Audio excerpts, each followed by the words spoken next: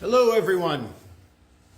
Thanks for coming back to part 2 of my series. Again, I am Joey Marsacci. Hopefully, you had a chance to see our first endeavor here at the Curioporium with this series called Finding Art Through Trauma.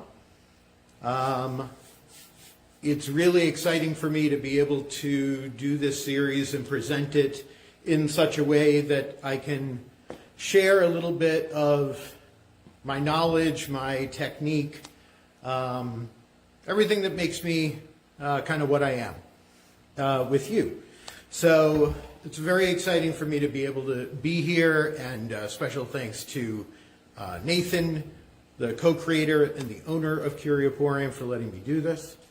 But a little bit about me. I didn't go too much into my background during the first session because I was trying to fit a lot in.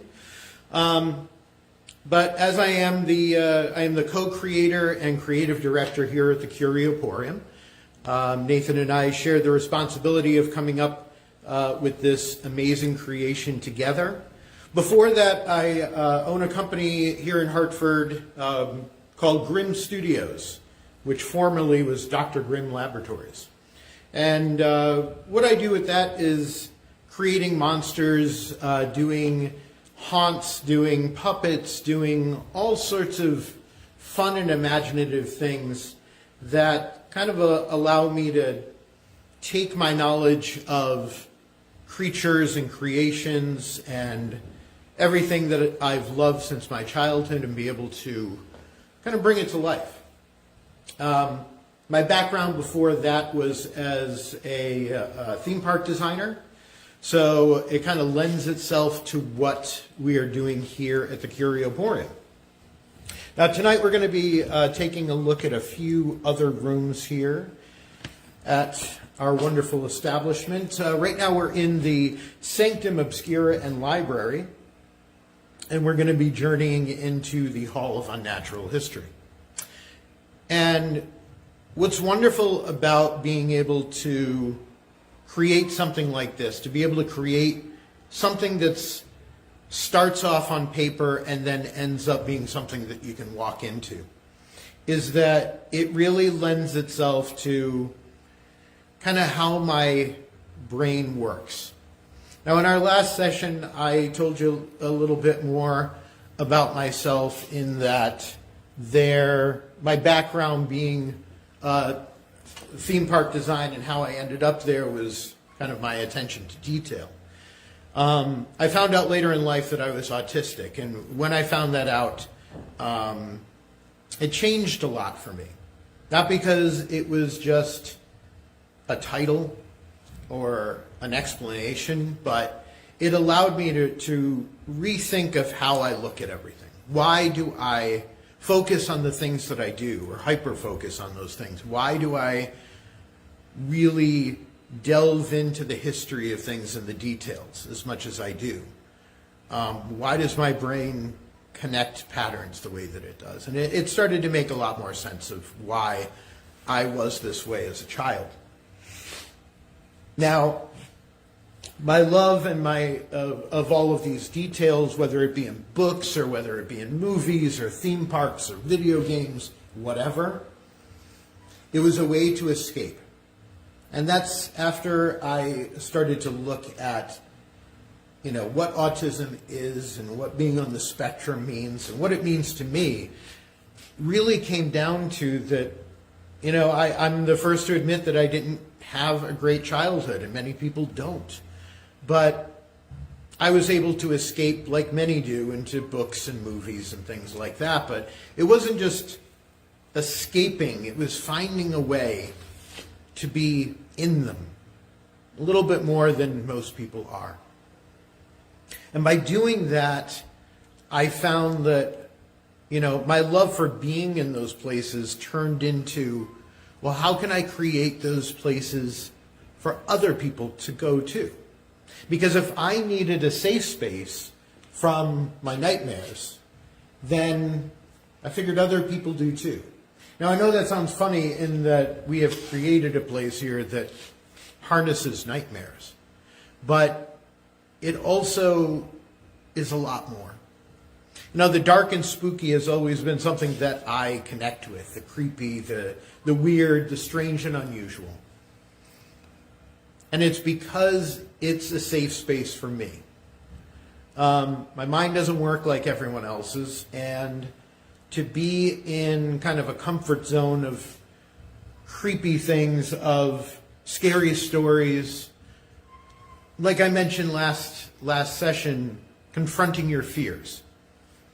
It was something that as a child, I realized that, you know, I was scared of everything as a kid, and especially scary movies and haunted houses and things like that. You would never think that the amount of fear that I had as a kid, not only in the entertainment industry, but just in my own life, that I would end up creating scary places. But I realized that that was where my comfort zone was. So I leaned into it. When I was a kid, I didn't quite understand ghost stories and scary movies and monsters that I would see in these things, but I was still attracted to it. And it was because I didn't understand them that I guess my brain went a little bit further than most people. Instead of running away from these creatures and these dark monsters, I instead leaned into it because I wanted to find out what made them tick. And I guess in a way it's because I wanted people to understand me more and why I was the way that I was. So I started looking into how things were made, right? Researching some of my favorite movies as a kid, The Dark Crystal being one of them,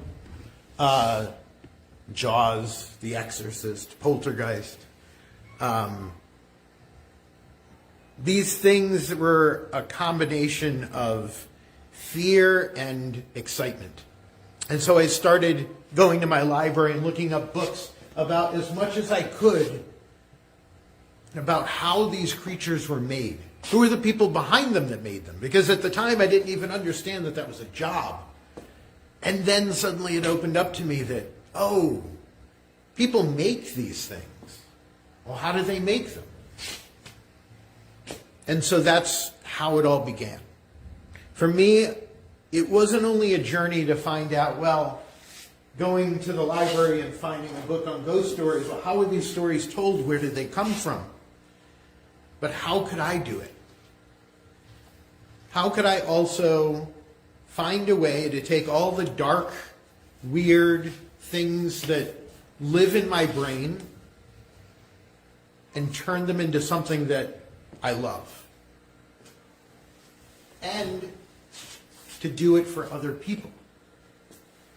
That eventually came part of it. But I guess I was just trying to find a way to tell my own story. Now, I mentioned the Damon Project last week, and we are going to talk about that more so in the fourth part of this series, but journaling was something that I did at a very young age. I was at the library a lot, and I was looking up books, and I would keep notes of the things that I found. I would keep notes of the people that were building those monsters and creating these other worlds. I mean, when I found out about Jim Henson and what he did, I just fell in love immediately. I remember being so frightened watching The Dark Crystal and seeing the Skeksis. And then at the same time wondering, how do they work? Were they robots? Were they puppets? Were they people in costumes? I didn't quite get it, but I wanted to know more. And that's where my research led me. So eventually I would take those books home out of the library many times. I'm sure they were late many times as well. And I just read as much as I could. I did as much research as I could. And in the more research that I did, and the more notes that I took, those journals accumulated, and eventually they became the basis for how I do what I do. Some of the creations that you see here at the Curioporium and creations that I built over the years as Dr. Grimm, The brainstorm machines, for instance, those came from drawings from when I was a kid. So clearly I was a strange child making brains in jars connected to machines that could talk. As a young child, all the other kids look at you weird. They don't want to be your friends. And certainly I didn't have the home life that I wanted, so I just made my own friends. I made my own monsters. I made my own creations that wouldn't judge me, that wouldn't question why I was doing what I was doing, that weren't afraid of me. They weren't afraid of getting to know me. And these things lived on in my journals and in my notes, and they became my friends. More than that, they became protective of me. But I didn't learn that until much later.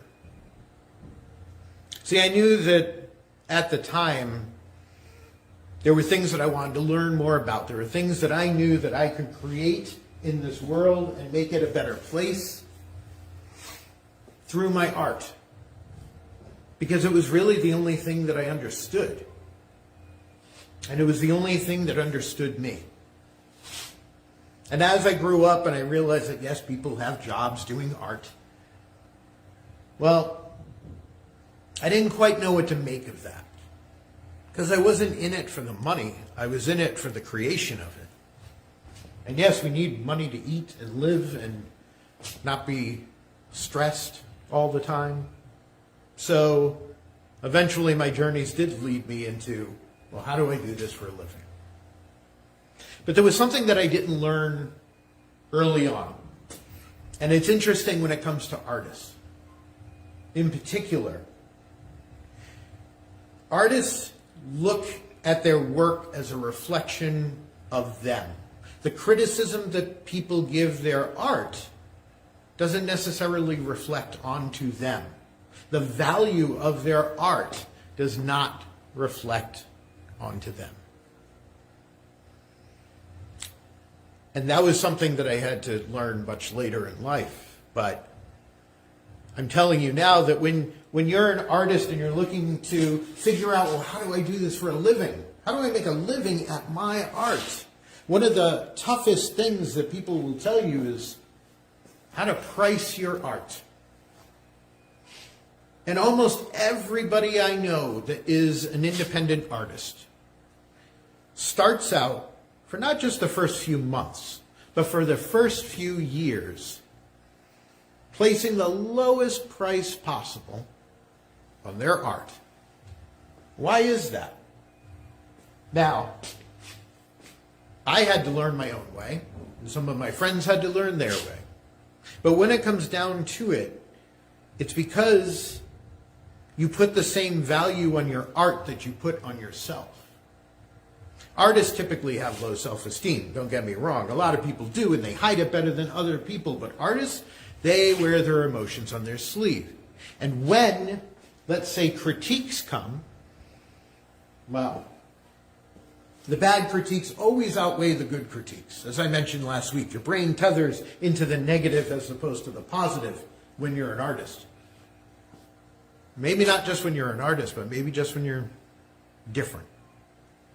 When you're a little more sensitive, when you're a little more of an empath, or at least showing empathy for other people. So it makes it hard when you want to make a business out of your art when you don't value yourself. Because for many years, you're going to put the lowest price tag on your art because that's what you think it's worth. I don't want to charge so much money for the thing that I love to do. Of course not. You feel greedy, you feel selfish, because that's what you've been trained to think. And yet you have people out there that they love your art. They love what you create, your music, your poetry, your clothing, your costumes. You. They love you. They love what you create. But for some reason, the value of yourself does not reflect upon to your art the way that it should. So you have to reverse that. Well, if people look at my art this way, well, then maybe I should look at myself this way too. And it's hard to do. It's hard to do when you don't have belief in yourself. Belief is really what the Demon Project is all about. The demons and all of those 13 sisters, they start with the daemon of choice. They end with the daemon of belief. Because it's the hardest thing to get to. Belief in yourself is something that you will struggle to do your entire life. And it's the one thing that I know you can do because you believe in other things. You believe in other people. You believe in religion. You believe in science. You believe in whatever you believe in to get you through the day. But why is it so hard to believe in yourself? That's the question. That's what I've been trying to answer all these years in this book. Because if you can find a way to believe in yourself, to believe in your art, to believe in your talent and who you are, and you have people telling you, but you're not listening, then that's something you can rewire in your head. At least I've begun the process. Now, how? How do you do it?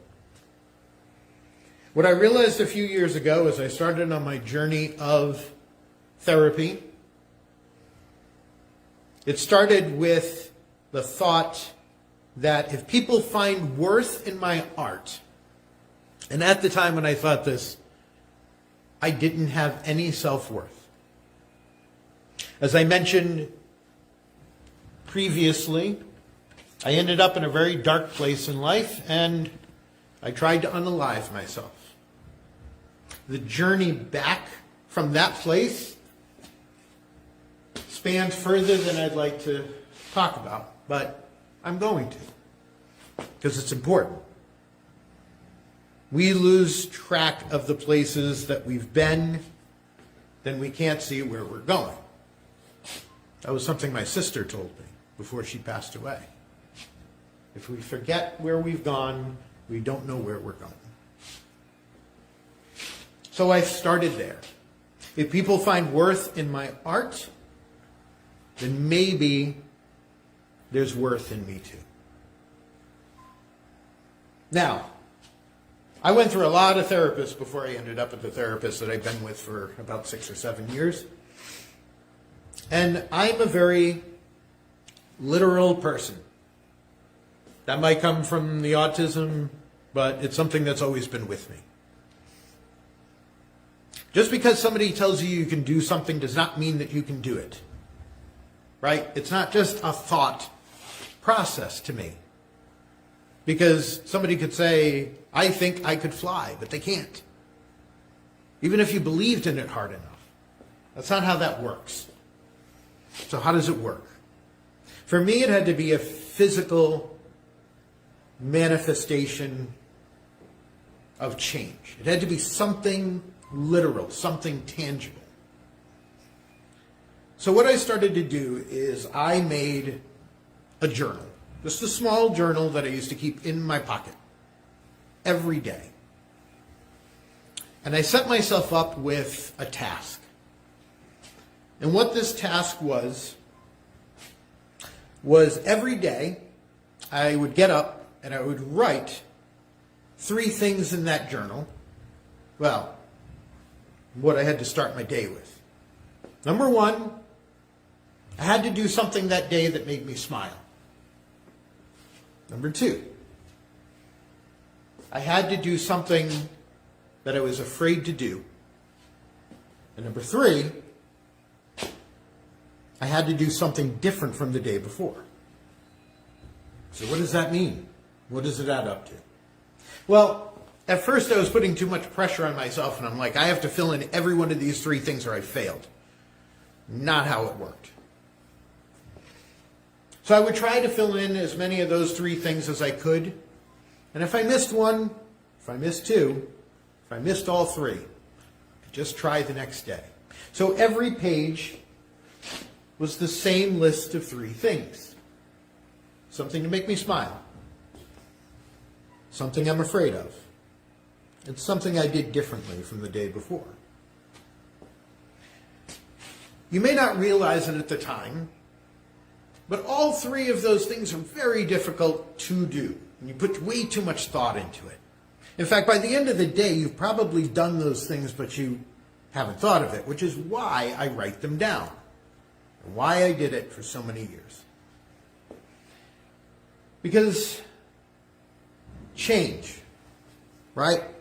If you want to change your life, there was a quote that I had written years ago, and I'm going to try to paraphrase it, but change comes from controlling your actions a little bit at a time.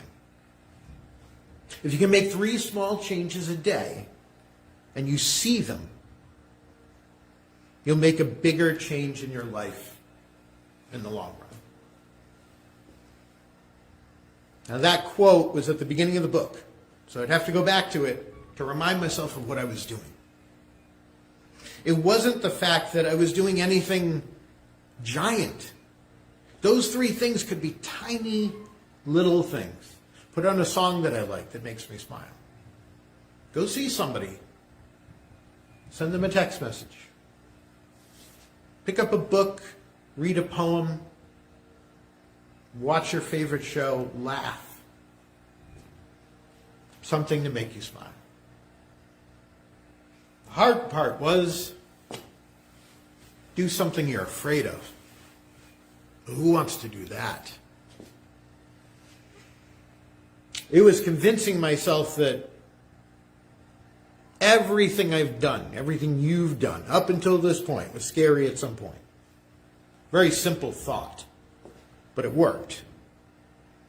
Everything you've done to lead you up to this point, you were afraid of before you did it. But now you're not. All of the things. So, if I could get up in the morning and find something, talking to someone I never talked to before in school, doing math, hated math, trying to draw something I didn't think I could draw before, going somewhere, a different route home if I was driving, any of these things. Little. And then something different that you didn't do the day before. That one's kind of easy. Well, depending on who you are. Changing the way that you do things and the way you look at them, well, that can be harder for some people, and I understand that. But, what does it all mean? Those 3 things are tiny in scale, maybe. Maybe they were big. Maybe you talked to somebody that you wanted to ask out on a date, or to lunch, or to go have coffee. Maybe you were brave enough to do it. That's a big thing. I guess where I'm going with this is that it wasn't on the page itself that changed anything in itself. But once I started to fill that book, and I could go back and physically look that every day I made a change, little change. And those little changes made bigger changes in me. Because now I have the evidence in front of me that I'm not the same person I was when I started the beginning of that journal. And yes, you have to write it down. Otherwise, you miss the point. We have to see something tangible. If you can see the tangible change in yourself, just like when you're going to the gym and you're working out. That's when you draw a lot and you get better. You sculpt a lot and you get better. You sing a lot and you get better. It's the same thing. Change a little bit and you'll be better. So I suggest you do that. If you're having trouble and you feel like you're stuck, you don't have to make giant changes in your life. Just start with small ones. Because that was the other interesting thing about that journal. My fears went away and the challenges became bigger. The things that made me smile, made me laugh, longer. And the things that I did differently from the day before were vastly different. Especially from the beginning to the end of the journal, it was a transformation. And had I not thought to do that, if I didn't think that I'm not the type of person that you can just say, look, just try harder. Just imagine you can do it. Look, I've got a great fucking imagination, but I can't imagine that I can be a better person unless I do something physical every day to change it. And people are afraid of that in general. So the thing that I did to start that journal was because I was afraid to change. Now, our journeys take us in many different places. My journeys over the years have, well, even in my mind, even if I didn't travel as much as I did, my brain did. My brain did a lot of traveling, and it was traveling through trauma. It's how I ended up the way that I was and how I am, and I wouldn't change it if I could. Because everything that I've gone through, whether it be abuse as a child, whether it be bullying, whether it be losing people so close to me that I wished it was me instead, whether it was losing friends, believing in people that I thought that I could, but love doesn't work that way.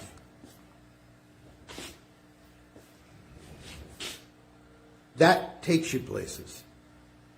Makes you a different person. And you don't even have to leave your home to do it.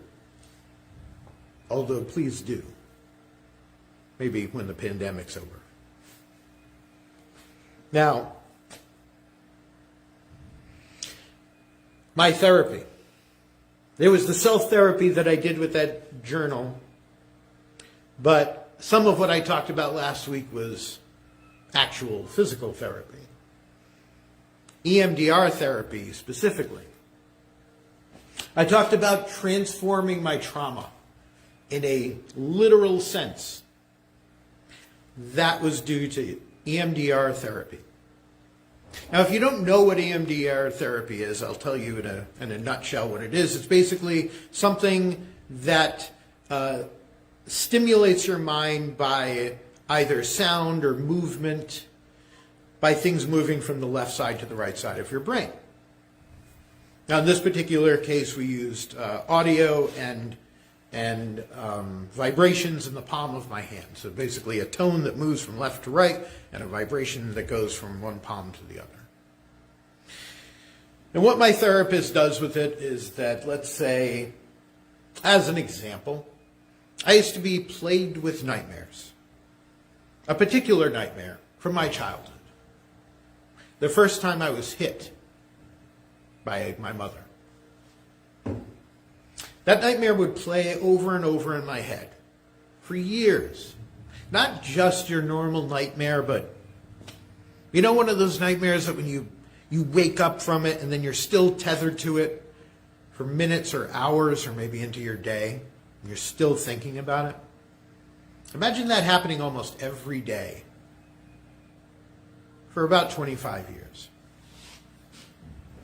There's where you need therapy. So EMDR was, this was my first test of it. I didn't know what it was. I didn't know if it would work. But we tried it. Put the headphones on and the things in my palm, and my therapist said, I want you to picture the scene. You're watching the scene. You're watching your nightmare. Just go through it. And I did. It wasn't pleasant. Lasted maybe a minute or two. Came out of it and said, okay, now, do it again. But this time do something different than you did the first time. What do you mean? What he meant was, change the situation. Do something different in that moment that is in your nightmare. So I did. And we did it again. And we did it again. The session took under an hour to do, with the conversation in between of what did you do different. Now this could work. It may take 2 or 3 sessions. It may not work. Didn't know. But I haven't had a nightmare since. And if I ever do find myself in that mindset in my waking moments, I'm not afraid anymore. I'm not tethered to it anymore. Because I have control. And that's the difference. That is where EMDR therapy and the therapy that I would start to do with my art became a fixable problem. Because I have a vivid imagination, as I mentioned. So making monsters out of trauma, well, that's what I do best. I lived my life as a youth being told that I was a monster. So I think I know it pretty well. But being able to visualize the creatures in your head, the things that most people would think were nightmares, and be able to see them, sculpt them, draw them, write a song about them, write a poem about them, make a costume, make clothing representative. Represent your nightmares. Represent your fears. Into a tangible thing that you now have control over. But how? How do you have control over it? I'm going to take an example. I have a creature called the Harvester. The Harvester is a very large and imposing steam-powered scarecrow. Pumpkin head, mechanical pieces, lights, loud noises, very teethy. This was the trauma of the abuse of my childhood. Now, if you've ever seen The Harvester, you may not quite understand the connection, but I'm going to tell you. The Harvester was built for a client who was looking for kind of a mascot for a hunt. But with anything, I don't care how small it is that I create, I add a story to it, because that's what I do. So in this particular story, I thought, well, what if a person was abused and made to do things that they did not want to do? Is that person a villain? Or is that person trapped in a prison? And how do they get out? So, the backstory to it, I don't need to get into, but the connection between how I made the trauma. The silhouette of this creature, very big and imposing, bigger than me. Sharp blades, skulls hanging from it. It wasn't just the way that it looked. More so if you pay attention to the way that it sounds. You'll notice something different. The monster that I created is not just furious and anger. It's afraid and it's sad. The emotions of that creature waver between those emotions. You can hear it in its sound. Yes, it sounds menacing. Yes, it sounds huge and angry and growling, but there's some undertones where it's crying, where it feels pain. And the pain is what's making it do the angry things that it's doing. I love sound design. And that's one of those things, I never went to school for that. I just learned it because I love it. I love going into, well, a place like this where I've created the sound where if you could listen to it on a headset, all the little layers underneath of the things that you hear. I love that. And so I did that with any of my creations. The Harvester, the Amelia Earhart's Brain in a Jar, Edgar Allan Poe, and The Nightmare Inducer. Any of these creations I've made over the years, I make sounds to go with them so that you have this full immersive experience of the feeling behind it. And sound can do that to you. The right sounds hidden in a venue like this can make goosebumps on your arms and make your hair stand up. That's a bit of control. So, this creature that I developed, the Harvester, was an amalgamation of the abuse that I endured as a child, that I built into a costume. Follow me. I built it tangible in this world. And so it was no longer living inside of me. I removed it, and I moved it here. But it was also a costume that I would be able to get into and perform in it.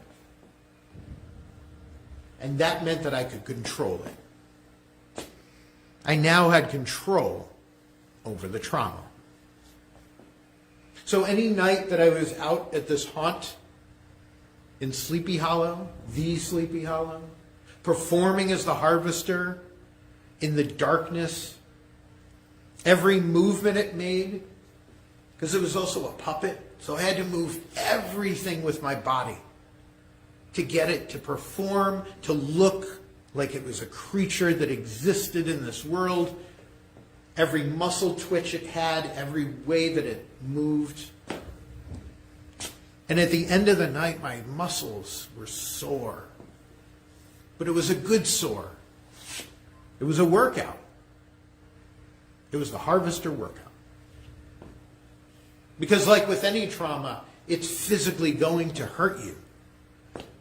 But what I was doing was I was using it to make myself stronger.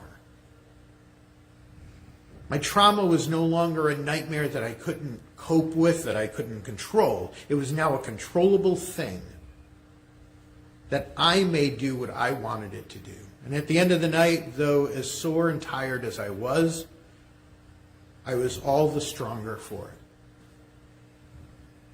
And I would go for 6 hours at a time in that suit that weighed about 50 pounds.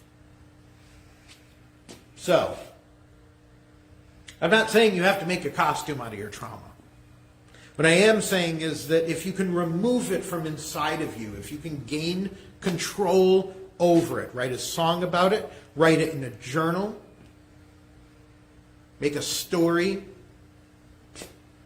get it out of you. It doesn't belong there, and it doesn't define who you are.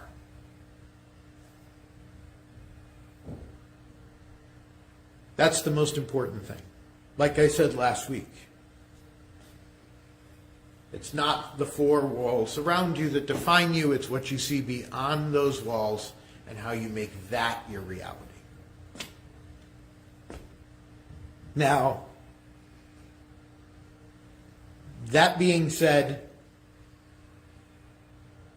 there's more to the inner trauma that meets the eye, and it's obviously recognizing trauma is a huge part of being able to rewire your brain. The monsters that live inside of your brain with you, well, they're very much real. They manifest themselves in different ways, and trauma manifests itself in different ways as well. Sorry for the bumpy trip.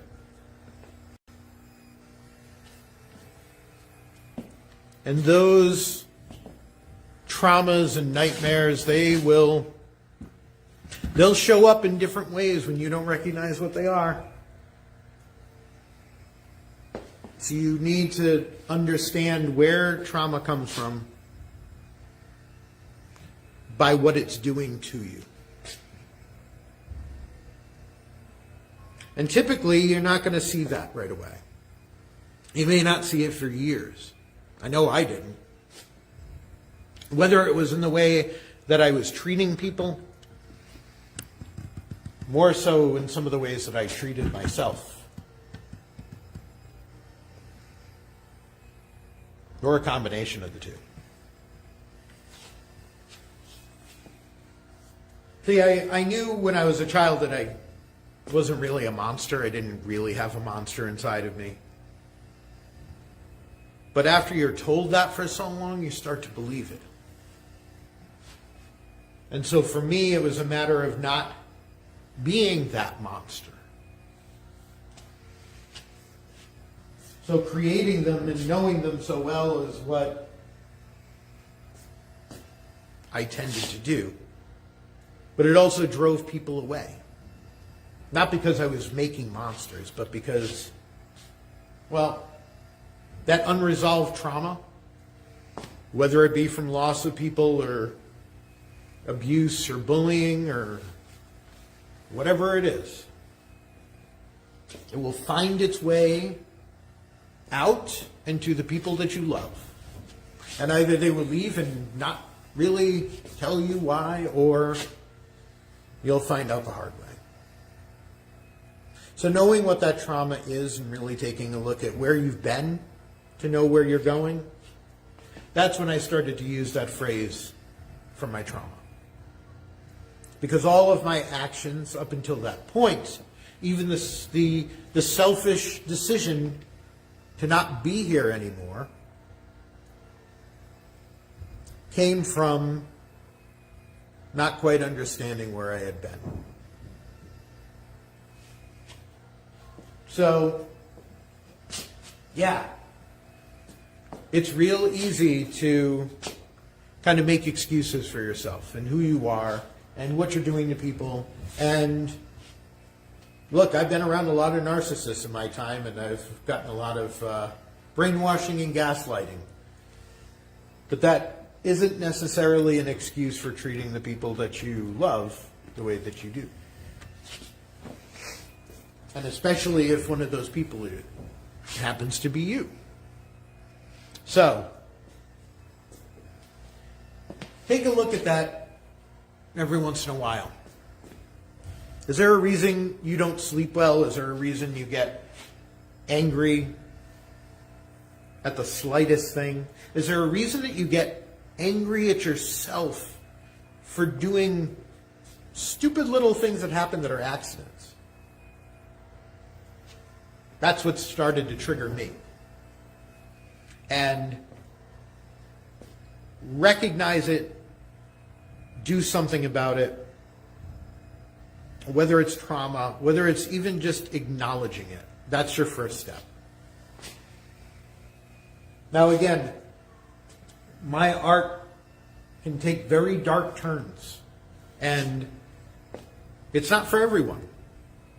This place isn't for everyone. But everything in here has a story. And you do too. Your story is important. You have to find a way to tell your story. And wherever that is going to take you, that journey is part of, well, how you're going to heal, how you're going to create, how you're going to find yourself in a better place using your talent. I mentioned last week that everybody has a talent. I hope for the people who did listen and maybe thought about what that talent is, whether it's artistic or not. I hope that it reached out to you, made you think that and know that you are here for a reason. And whatever that reason is, it's specific to you. Because I guarantee you have changed people's lives just by being here. I know that I have, and I will continue to do so. And it's not easy, but it's why I'm here. Finding the value in my art, finding the value in myself. It was so easy to find value in other people. That is a gift. Because there's a lot of people out there that just don't care. Don't be one of those people. But if it takes you on a journey to realize that you value yourself, then that's where I hope that this will go. Now, I know we probably have about 15 more minutes.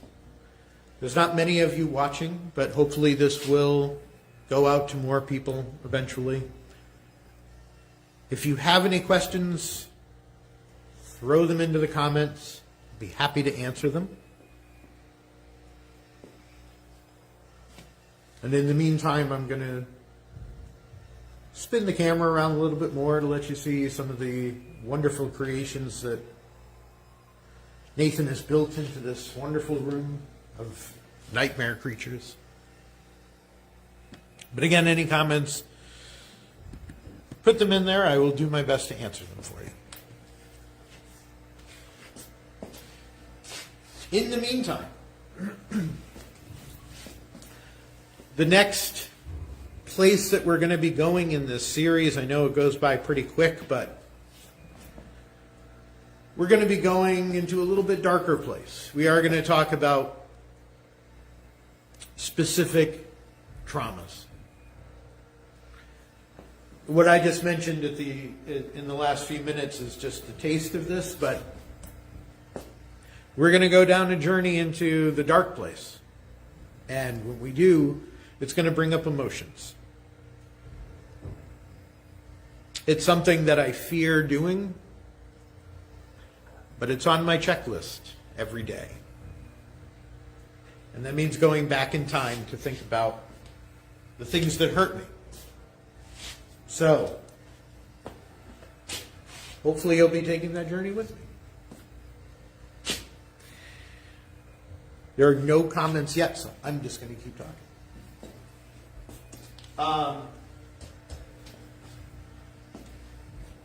As we go through to the end of the series, where I will be talking about the Damon Project in the 4th session, I have to talk about my trauma, and I have to talk about that journey to get to that place. So, my goal is to be able to explain in as few words as possible, to fit into an hour, what the Damon Project really means. What do those 13 sisters have in common with you and I? And how we look at the words that are their names, and more importantly, how have we programmed our brain to think about certain words, certain feelings, certain emotions? Where did we learn them? How do we look at them a different way if they're damaging to us? Because that's really what it comes down to, after all, is we need to heal. Everybody needs to heal. Everybody needs to be in a better place, and not by hurting other people. And that's what that book is about, and that's what my art is about too.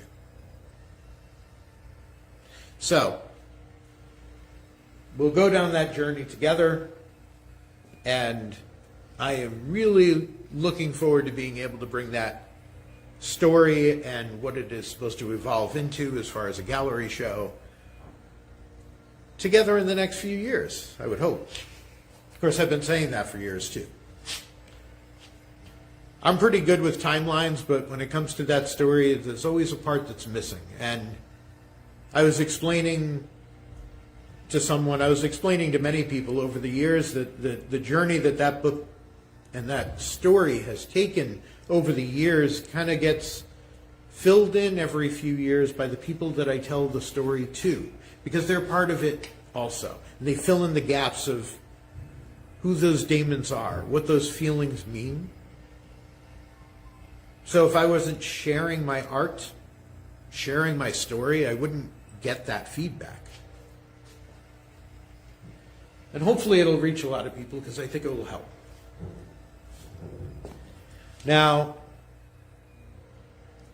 next week when we meet again, hopefully, if you've seen the first session, this second session will be on our website. at curioporium.com. There probably will be a fee to download it. I released the first one for free for a short time just to get some people to take a look and hopefully join tonight. And altogether, I think it will be a pretty good series. I really appreciate everybody who has turned out to see it here tonight, and also the comments that I've gotten from the first session, which have been very rewarding. I tell you, it's not the easiest thing to be this open and vulnerable to something that more than a controlled audience would see. You know, when I was in a convention filled with geeks and nerds and steampunks of my own circle, it wasn't as scary, I guess, but this could go out to anybody. So take it for what it is and use it for what it is. You know, I'm certainly not trained as a therapist. I'm not. I'm a decent artist that's gone through some shit, but who hasn't? So, for whatever reason, people seem to enjoy what I make and the things that I say and do, and so hopefully you'll find some value in that too. I know that people have. And again, I think that just revisits what I was saying before, valuing your work. Valuing who you are. I hope that in some way you value the little things that make you different. And maybe this week, not only will you think about that, but if you have the time to start that journal, it doesn't take much. Heck, you could do it on Post-it notes. They're not a sponsor, by the way. You don't need much. But if you feel like you're stuck and you feel like you want to change some things, that's the best way to do it, a little bit at a time. And eventually, well, you'll see a difference. You'll see a difference the next day. You may not believe me now, but you will. So, I don't see any questions. So I am going to wrap up what we have here for tonight. I want to thank you again for joining. Thank Nathan for allowing this to happen as well. And hopefully I'll see you next week. Maybe there'll be more of you. Maybe there won't. Who knows? I may have talked myself into a hole. It'll be entertaining, I promise. So, goodbye for now. And as I always say, and I mean, I'm proud of you. Good night, everyone.